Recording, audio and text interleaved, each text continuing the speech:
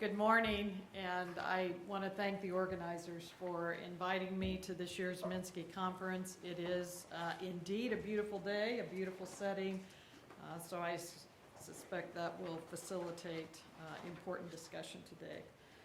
I was intrigued by your agenda, and I know its evolution a little bit, having followed where you started last fall and where you've ended up, but I think the topics that have been identified for discussion at this event highlight a number of policy choices that face our nation today. And I think all of us understand that the implications of those choices are going to be far-reaching, whether they are to the main streets of a region that I serve or to the economies around the world. And so today, I want to talk about one of those policy choices, and that is central bank monetary policy, and particularly that of the Federal Reserve. Over the past 15 months, my colleagues and I have begun this process of gradually removing nearly a decade of accommodation. That accommodation came in the form of both conventional interest rate policy, which lowered short-term rates to near zero, and also a series of more unconventional policy actions, namely large-scale asset purchases and something we refer to as forward guidance. Those actions, as you know, have been both lauded and criticized. Indeed, if you go back to March of 2009, one member of the FOMC, Don Cohn, commented on the very difficult situation that the FOMC found itself in terms of determining an appropriate policy response at that time. And he said, "We're in a position where doing the right thing is not obvious." And so as I stand here today, if doing the right thing was not obvious at that time, I will tell you that the path to unwinding these extraordinary policy actions and returning to a more conventional policy approach is no less fraught with questions about the FOMC's decision-making framework. And of course, along with that are many questions.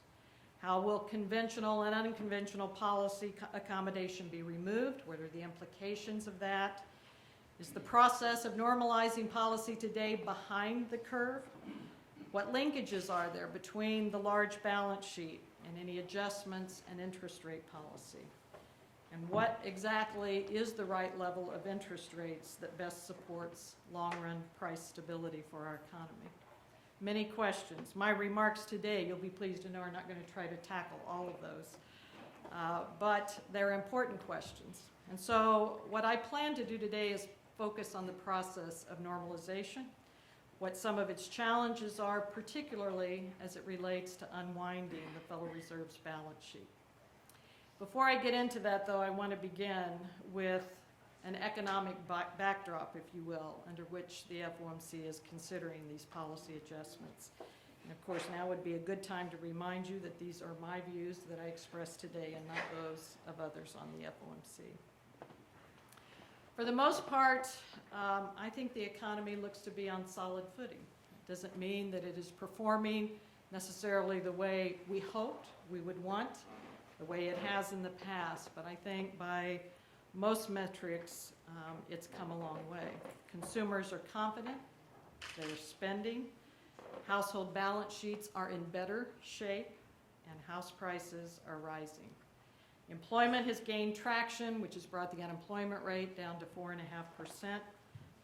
Business investment and productivity growth have been somewhat sluggish for most of this recovery, but we see, again, profitability coming back.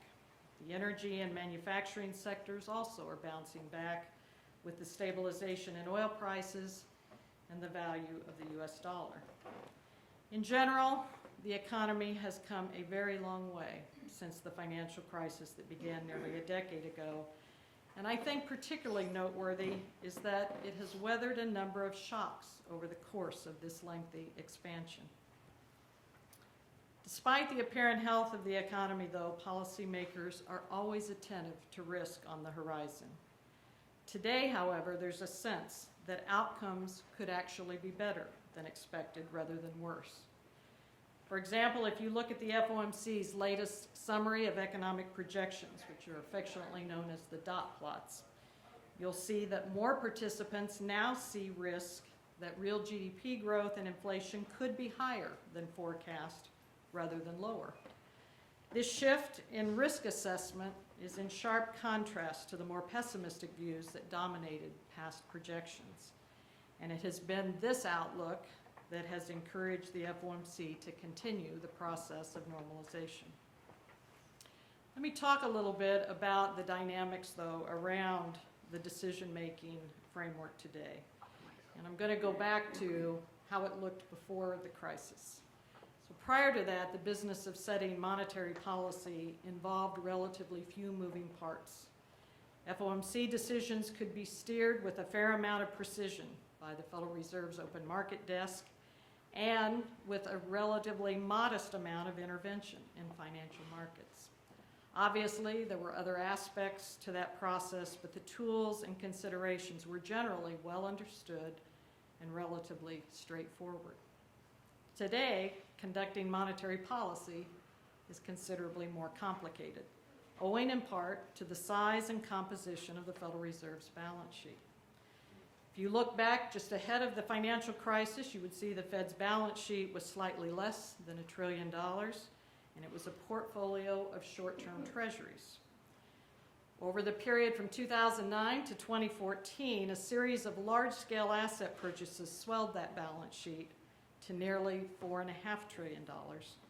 And the portfolio shifted to include mortgage-backed securities and long-term treasuries. These unprecedented actions were carefully considered at the time, and of course, the objective was to boost economic activity. Faced with the prospect of potential near-term benefits, in other words, what would we get by buying these assets, the analysis of the associated cost of doing so we found to be generally difficult to quantify and viewed to be well in the future, which perhaps made them easier to discount. As a voting member who dissented in 2013, I felt then that the cost outweighed the benefit in the longer run. The key challenge for monetary policy today is to unwind this large balance sheet in the least disruptive manner. It's an important step, and it's one that the FOMC anticipated going back as early as 2011 when it first established exit strategy principles and framed those for the public. Of course, after 2011, there were additional decisions to expand the balance sheet further, and so the FOMC revisited those exit strategy principles in 2014, and at that time outlined a different approach or an expanded approach to monetary policy normalization. The truth is, it is difficult to know with any degree of confidence just how the economy and financial markets will react once the FOMC announces and then takes steps to reduce its security holdings. And of course, there are a range of views about what that reaction could be. Some think the benefits of the actions that were taken to swell that balance sheet were only very modest ones. And as a result, the cost of the unwinding could also be of little consequence to the broader economy. Others think the effects were larger, and to the extent they were substantial, that the actions to reduce the size of that balance sheet will need to be taken with a great deal of care and caution. And there are others yet that think there's really no symmetry to how that balance sheet works, meaning any benefits gained from the balance sheet expansion are not likely to be reversed when it shrinks. There will be a lot of study of this issue. There will be consideration from various sources about the possible effects and how to proceed. But I think it's fair to say the implications to our economy are uncertain. The other complication here is that balance sheet actions have the potential to complicate interest rate policy, so moving that short-term interest rate. There's likely some trade-off between adjusting interest rates and shrinking the balance sheet, but again, the specifics of that trade-off are hard to quantify. This kind of uncertainty and this additional complexity, of course, raises the risk of policy errors and we also understand it could spark about a financial market volatility. We need to accept that. Beyond the mechanics, though, of shrinking this large balance sheet, establishing a sound framework for the timing of when those adjustments will be made is going to be important. And of course, to that end, the FOMC discussed at its most recent meeting in March various aspects of what an appropriate decision-making framework might be to guide its actions.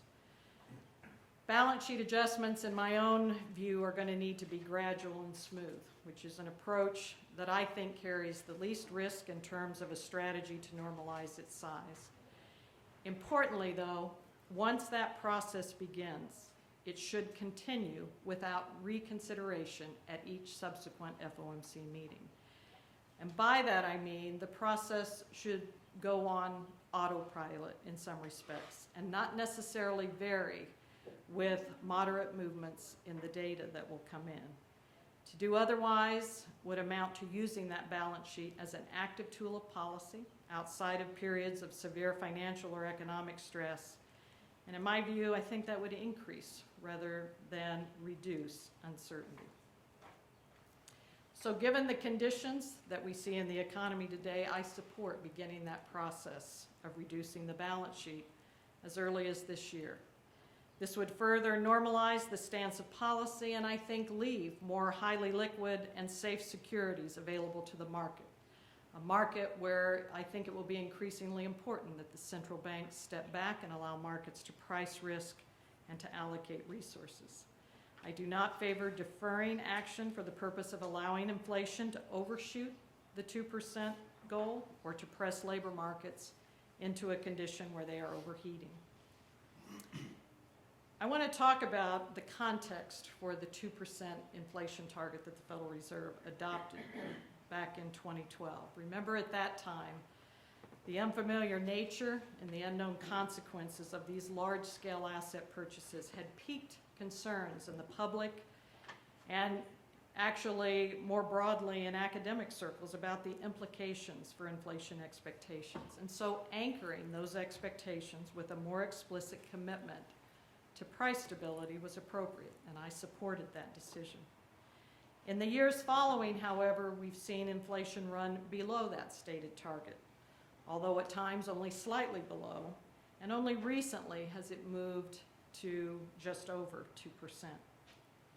The FOMC talks about the nature of this inflation objective in its annual statement on longer-run goals and monetary policy strategy, and says specifically, inflation that persistently deviates, whether it's above or below that 2% objective, of course is cause for concern, but monetary policy need not react necessarily to temporary deviations.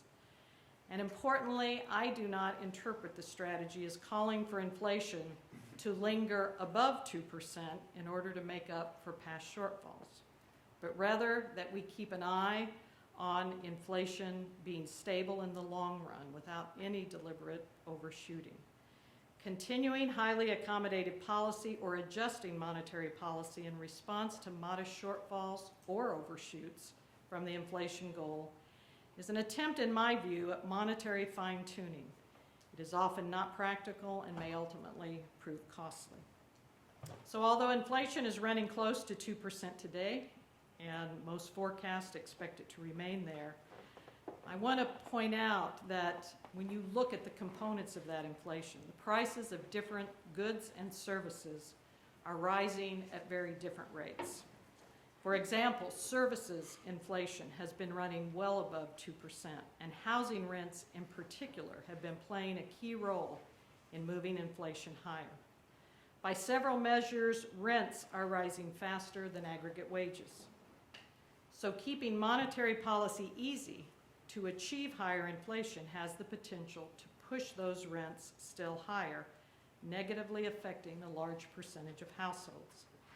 And it's for that reason that you will not find me as enthusiastic or encouraged as some when I see inflation moving higher, especially when it's driven by a sector like housing. Inflation is a tax, and those least able to afford it generally suffer the most. This concentration and persistently rising prices in one area, a single area of the economy like housing, suggests that it is struggling to reallocate resources. For housing, it could reflect several factors that we see today. Maybe it's tight lending standards faced by home builders. Maybe it's the scarcity of skilled craftsmen that are needed to construct new homes. I expect the market will eventually solve for that, or at least adapt to factors such as that. But using monetary policy to compensate for those kinds of factors could easily end up making such bottlenecks worse. So overall, I'm encouraged by the start of the normalization process, and I would like to see it continue. I think that will require resisting the temptation to react to near-term fluctuations in the data. And looking ahead, I think we should expect that we're going to see inflation move around that 2% target. A modest decline in inflation or an overshoot doesn't necessarily warrant the monetary policy normalization process to slow or to accelerate. And that, I think, is where we have to be cautious, because attempts at what I call monetary fine-tuning can easily backfire. And so, of course, a more forward-looking view of inflation is needed. That's not uncommon, and it's why economists and policymakers emphasize the importance of inflation expectations. In fact, the FOMC, of course, emphasizes inflation expectations and their importance. In fact, every time we issue a statement, you will find specific mention of those expectations. The important factor, I think, is that the public, the markets, and policymakers see the setting for monetary policy supporting that inflation goal in the long run, rather than expect a policy that tries to keep inflation squarely pinned at 2% under all circumstances. So I'll close by saying, while both the inflation rate and unemployment rate is in range to meet the FOMC's objectives, the federal funds rate is far from its longer run level, and the balance sheet remains large with ongoing reinvestment of maturing securities. Continuing along the path of normalization, even in the face of uncertainty, is necessary if we are to achieve long-run objectives for this economy, including price stability and full employment on a sustained basis. Thank you for your attention this morning.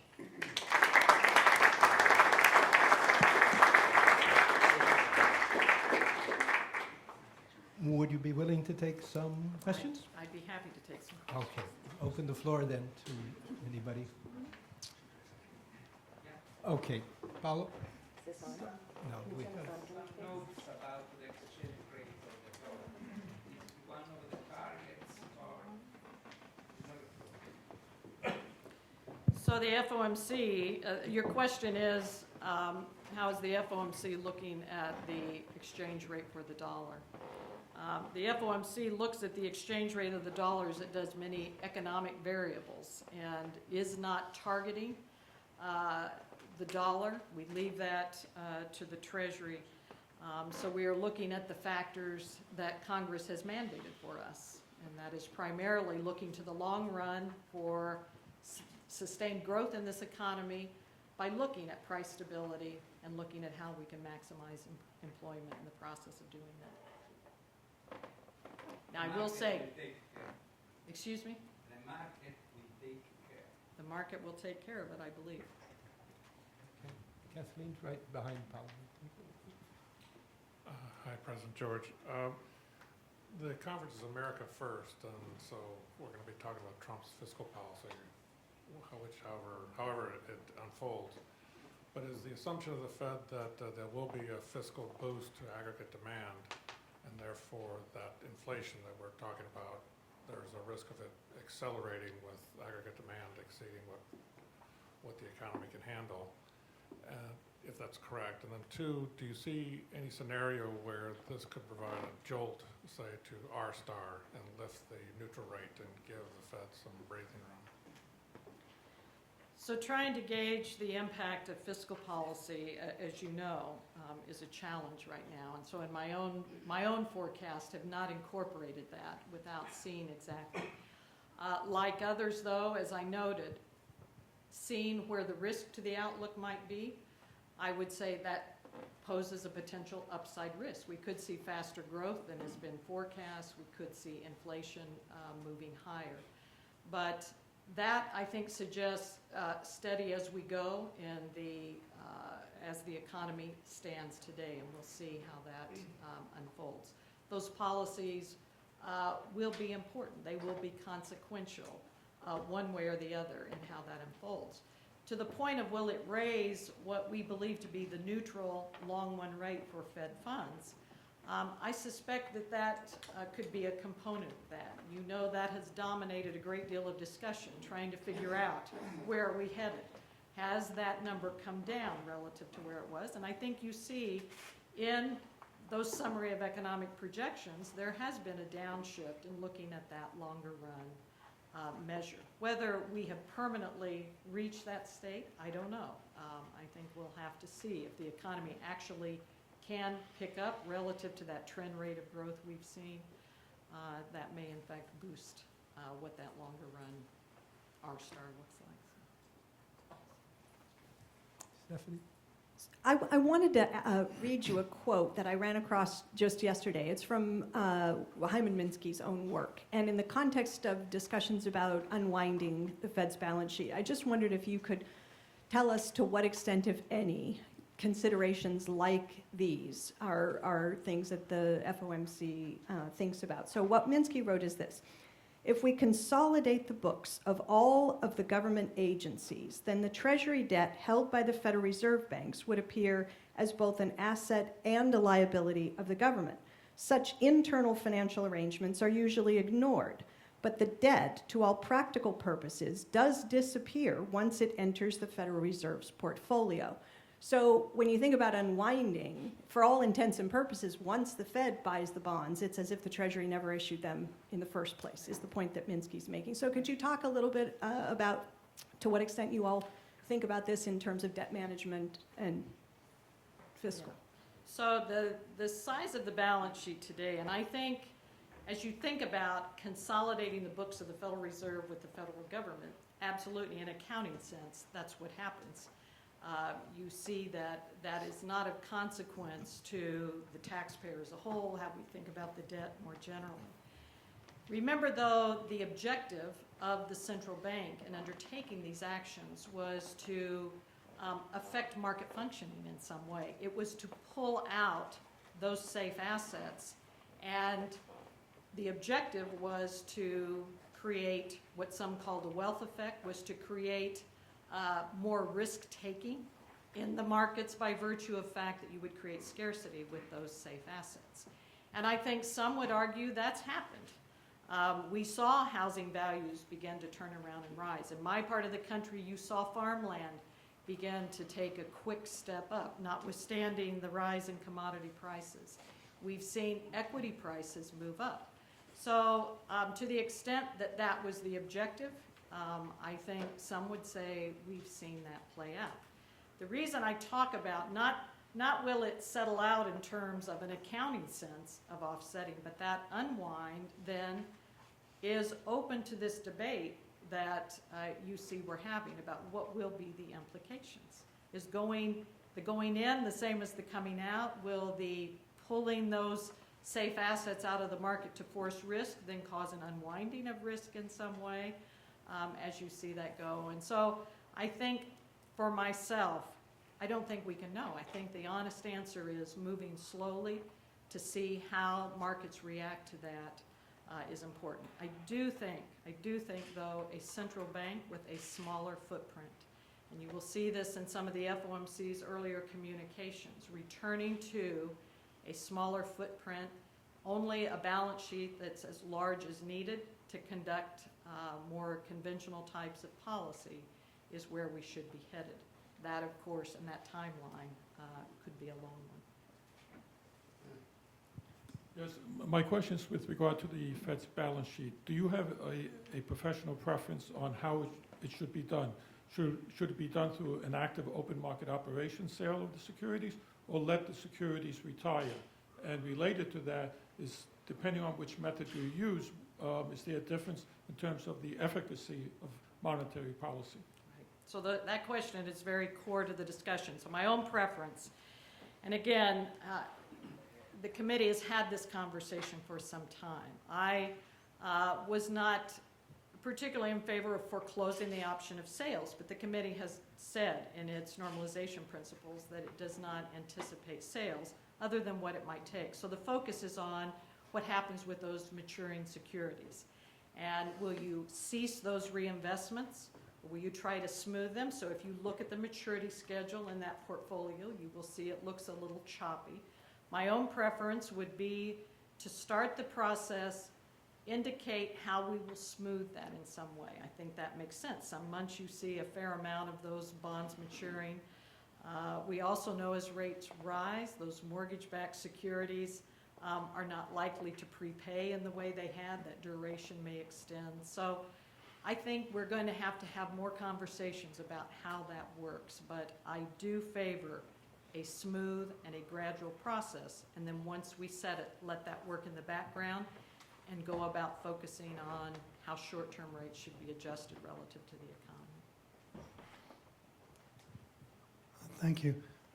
You talked about the importance of looking at the market's reaction to changes in the balance sheet. There was even concern that when the Fed even began to speak about changing, that the market might react. But it appears that the discussion over the last few weeks didn't cause that as the minutes came out and such. So I'm wondering how you interpret the market's non-reaction.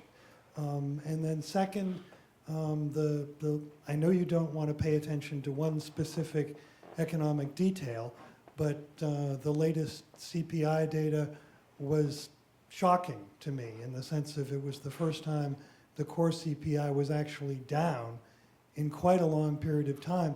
At what point, if we got a second or a third one like that, would you say, oh my God, we're having a risk of deflation again? So to your first point about why the markets haven't reacted, I'll chalk that up to excellent communications from the Fed. I don't know.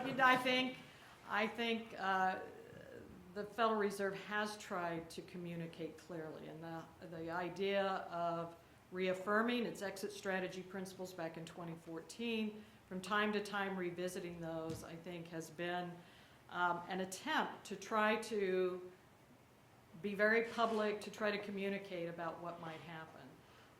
So we'll see. I don't take that for granted. Maybe the markets are waiting to see further information, how much detail, and as the committee talks about this, obviously more of that information will be forthcoming. Your second question about the CPI numbers. So you're right, my answer is going to be always cautious about reacting to a single data point. I'll give you an example, though, of how I think about it in my job as a regional Fed president. So watching that data tells me something happened over my shoulder, something in the past. And so engaging with the public, and I do that by visiting with labor groups, with community groups, with businesses in my region to say, tell me what you see going forward, because businesses are having to make decisions today for 6 months, 12 months out. That context is important in trying to understand, is that number something that suggests to me there's a turning point in the economy? Does it suggest, again, it's a blip and I'll need to see the second and third iterations of that? And I tend to look at it more in that way. So I never ignore a single data point. You can't do that.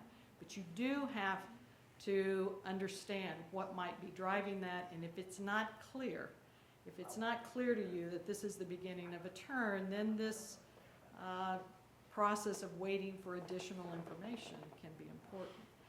What I'm cautious about as it relates to our policy choices, and we've had this experience over the last 4 or 5 years, and we see it again this first quarter, for example, we see growth softening. And so as you look back to say this has been a pattern, we've seen first quarter soften and a bounce back in the second quarter, can we look through it? And that is probably the most difficult and challenging thing, I think, for a policymaker, is to keep an eye on the long run while trying to take in the signals that are happening today.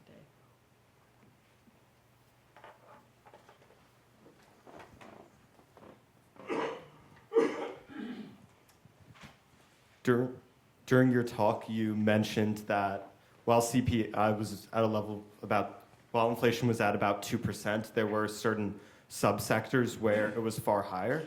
The failure to anticipate the great financial crisis can partially be attributed to looking at overly consolidated sectors, where though a sector as a whole might be performing fine, there were subsectors that had very unhealthy balance sheets. And I was wondering what steps the Federal Reserve is taking in general to look at the more pertinent subsectors rather than these consolidated balance sheets that don't say much of anything.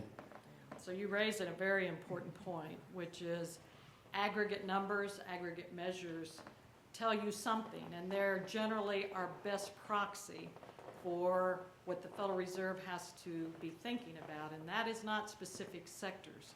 We cannot channel and should not be channeling specific sectors of the economy. So aggregate measures are our best proxy to do that. But you raise a very important point, which is not understanding what underlies those measures can be an Achilles heel. And one of those was a buildup in leverage, issues in the mortgage market, which today I think remain with us. Housing has not come back in the way that we might like to see it, given its importance to the economy.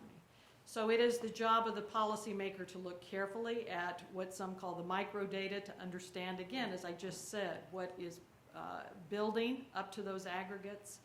In a regulatory sense, the Federal Reserve has an important job, and I think the theme of this conference around financial stability is something that policymakers worldwide have begun to pay more attention to say there is an interplay. It doesn't do us any good to focus singularly on inflation and unemployment if the financial system itself is not stable. And so it has put more attention on regulating and supervising the financial institutions. It has meant that we talk about that more holistically, and you will see that in FOMC minutes, the discussion of financial stability factors across many aspects of the economy to try to understand that. I will just close, though, with this, and again, this comes from my experience over several decades of supervising financial institutions. When you set conditions for risk, you are asking regulators to do more than I think is reasonable, to try to stop that, to try to balance that relative to those incentives. So it all works together, and making sure that you are looking across those parts carefully is important, as you know. Yes, please.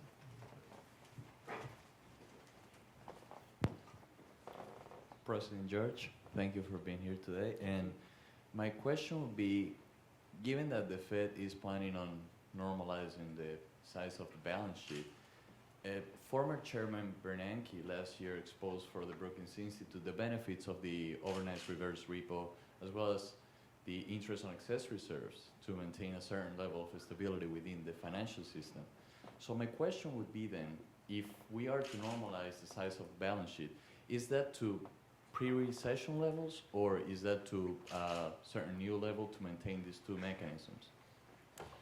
So the mechanism that the Federal Reserve is using, and you referred to the overnight reverse repo, is a function of the large balance sheet and the fact that there are so many reserves in the banking system that you don't have the scarcity of reserves to move the interest rate. So today the Federal Reserve has several rates it is targeting. It has interest on excess reserves. It has the overnight reverse repo, which serves as a sort of floor to that federal funds target rate.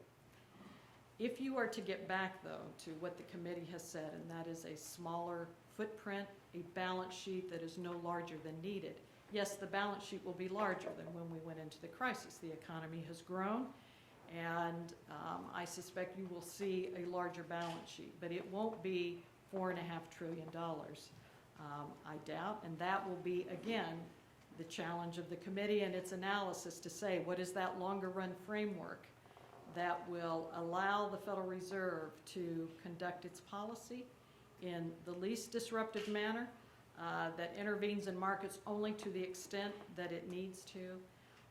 And that is where the committee is trying to get back to. The path along the way, as I noted here, is one that we will have to tread carefully and to continue to look at the outcomes we're getting in the economy.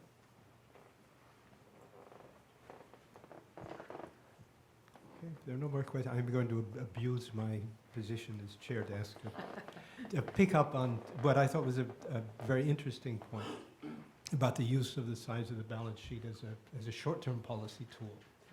Now, if we go, as I say to my daughter, a long, long time ago, there was a time when the Federal Reserve did, in fact, target or intervene at the long end of the curve.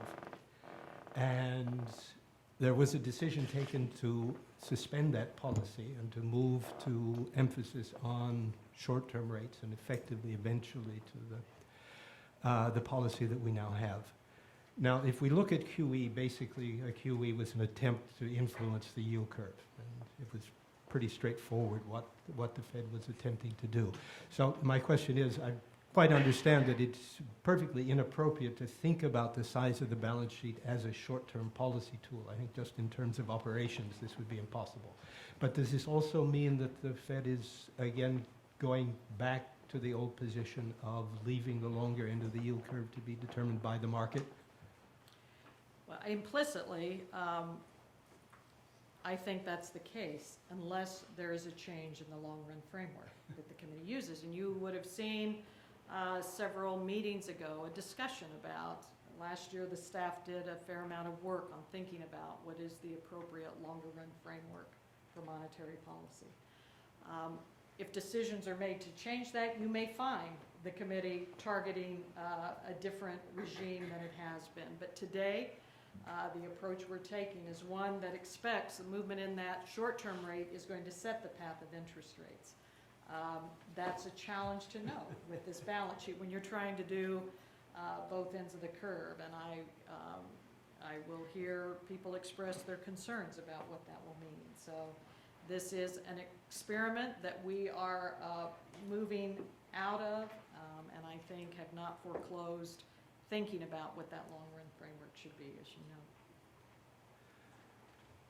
know. Okay, but before we take this question, I'll ask the additional question that I had in mind. I note that you are leading the responsibility of the Fed in modernizing the U.S. payment system. And this is slightly off track from what we're thinking about, but something which is of great interest to me in particular. So if you could just be able to give us some indication of what the Fed views the rise of alternative mobile payment systems and things of that sort. Yeah, happy to address that. This is an initiative the Federal Reserve undertook a couple of years ago with a paper that talked about strategies for modernizing the U.S. payment system. The reason the Federal Reserve initiated this work was looking at the role that technology is playing in the economy today. It is quite natural today for people to do commerce by internet. That is to get on their laptops, whether you're an individual or a business, and conduct commerce. And so making payments in a similar fashion was becoming increasingly demanded, and the demand for those payments were increasingly being met by non-bank entities, those outside what we've come to know as being a special role, if you will, something Jerry Corrigan used to refer to, our bank special. He saw that connection to the payment system and a regulated entity being a component of the public's trust in the system for those payments. And the question is, this payment system is beginning to develop in a way that is fragmented. It is not an end-to-end sort of ability to transact payments. And we felt both on the technology side, the marketplace is going to respond to that, but on the security side, it was essential that the public's trust in that payment system not be compromised. And so the effort has been over the last 2 years to convene many, many players in that payment system. The traditional banks are at the table. We have consumer groups at the table. The merchants are there. The network providers, those innovators from Silicon Valley and other parts of the country, sitting at the table to say, what would a faster payment in the United States look like? How would it be governed? What rules need to be adjusted relative to some of the legacy payments we have in this country?